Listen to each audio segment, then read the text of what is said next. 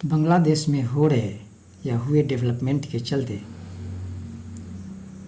भारत जो सांप छुछुंदर के चक्कर में पड़ गया है, जानते हैं इसका क्या कारण है? मैं बताता हूँ।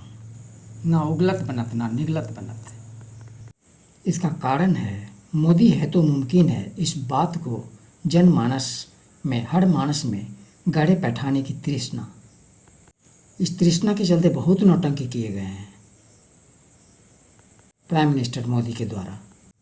फलाने देश के साथ इतना मधुर संबंध क्या कभी किसी ने सोचा था? नहीं ना। ऐसा इसलिए हो पाया कि मोदी है तो मुमकिन है। डिप्लोमेसी का एक अति उच्च स्तर यह तभी संभव है जब मोदी जैसा कैरेक्टर हो, मोदी जैसा चरित्र हो, मोदी जैसी लोकप्रियता हो।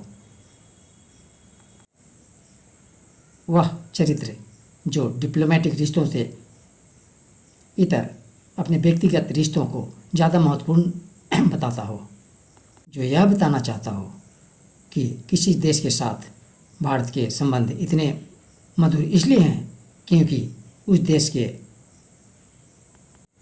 हेड या प्राइम मिनिस्टर के साथ भारत के प्राइम मिनिस्टर के व्यक्तिगत मधुर संबंध हैं।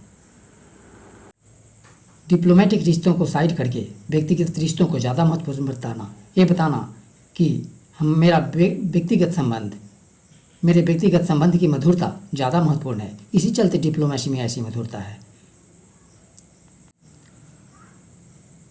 कतर के अमीर के साथ मेरे व्यक्तिगत मधुर संबंध है, इसलिए कतर के साथ इतना अनोखा संबंध है। डोनाल्ड ट्रंप के साथ मेरे मधुर संबंध है, इसलिए अमेरिका के साथ ऐसा अभूतपूर्व संबंध आज बन पाया है।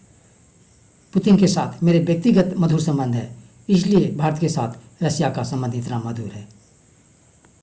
अगर भारत के प्रधानमंत्री की ऐसी मानसिकता काम कर रही हो तो डिप्लोमेसी कहीं ना कहीं पछाड़ खाने को अग्रसर है। संवैधानिक पद पर आसीन होते हुए कोई व्यक्ति पद के अनुकूल जो उसका नैतिक कर्तव्य होना चाहिए, उस कर्तव्य को साइड में रखकर, उसको भूलकर यह बताने की कोशिश करे और यह बताने की कोशिश करता चले कि उसका अपना चरित्र चमत्कारिक है, तो इसे हम नौटंकी ही कर सकते हैं। अपना घर लुटाने वाला क्यों न औरों को प्यारा लगेगा, क्यों न औरों का दुलारा होगा। विदेशों में अगर हमारे अभी के प्रधानमंत्री अगर इतने लोकप्रिय हैं, अति लोकप्रिय हैं, तो निस्संदेह देश हित की कीमत पर ही, ऐसे नहीं। डिप्लोमेटिकली स्मार्ट एंड करेक्ट चाल चलने के बजाय आप सदा लोगों की आंखों में धूल झोंक कर अपने चरित्र को सितारों की तरह चमकता हुआ दिखाने की कोशिश करते रहे, तो ऐसे में कोई अचरज की बात नहीं कि बांग्लादेश को लेकर जो आज उलझन की स्थिति बनी हुई है भारत की, ऐसी स्थितियां बार बार आएंगी। देश की जनता को नाजायज़ तरीके से मंत्रमुग्ध करना आपको बहुत भारी पड़ेगा और जनता का इस तरह से मंत्रमुग्ध होना आपके द्वारा, आपकी हरकतों के द्वारा उनके लिए भी बहुत महंगा पड़ेगा। इसमें कोई दो राय नहीं है। आपके विदेश नीति की असफलता का ये नमूना तो बस आपकी अनगिनत असफलताओं के रील का तो बस एक ट्रेलर मात्र है।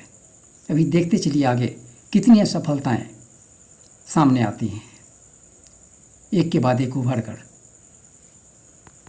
और ये भी तय है कि पूरे फिल्म की परिणति तो आपके घनघोर दुर्गति से होगी। 140 करोड़ की आबादी वाले देश का प्रधानमंत्री अगर डिप्लोमेसी को, वो भी विदेश नीति के मामले में, अपने व्यक्तिगत राग द्वेष से प्रभावित करता चले, तो हम यह निस्संदेह कह सकते हैं कि उसकी डिप्लोमेटिक सूझबूझ में बहुत कमी है। या यूँ कहें कि उसमें डिप्लोमेटिक सूझबूझ है ही नहीं। डिप्लोमेसी के नाम पर बस वह नौटंकी कर रहा है। मैं ये नहीं कह रहा कि आपको व्यक्तिगत रिश्ता नहीं बनाना चाहिए, राष्ट्राध्यक्षों से, प्रधानमंत्रियों से बनाते, पर इस तरह उसका प्रचार तो नहीं करते अपनी जनता को प्रभावित करने के लिए, इम्प्रेस करने के लिए, देश की जनता को इम्प्रेस करने के लिए। ऐसा आपको नहीं करना चाहिए था। अगर नहीं करते तो अभी जैसी परिस्थिति बनी हुई है बांग्लादेश को लेकर, इससे निपटने में बहुत आसानी होती। कि आप नहीं जानते थे कि डिप्लोमेटिकली करेक्ट चाल के नाम पर व्यक्तिगत रिश्तों की आहुति देना, उसकी बलि चढ़ाना, इसको दुनिया सहज स्वीकार करती है, खुशी से स्वीकार करती है। आप तो यही सिखाते रहे हैं ना देश की जनता को कि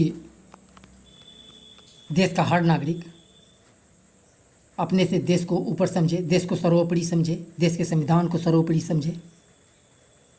पर आप साथ में यह भी तो समझाते रहे कि मोदी को देश से ऊपर समझे, मोदी के चरित्र को देश से ऊपर समझे, मोदी को देश के संविधान से भी ऊपर समझे, मोदी को देश से बड़ा समझे। ये तो बहुत प्यारा लग रहा था आपको ना। आपने कभी यह समझने की कोशिश ना की कि मिथ्याचार के सहारे जो ऊंचाइयां चढ़ते हैं उनके लिए खाई भी वैसी बनती है जो बॉटमलेस होती है, जिसमें कहीं कोई पेंदा नहीं होता, अनंत गहराई वाली।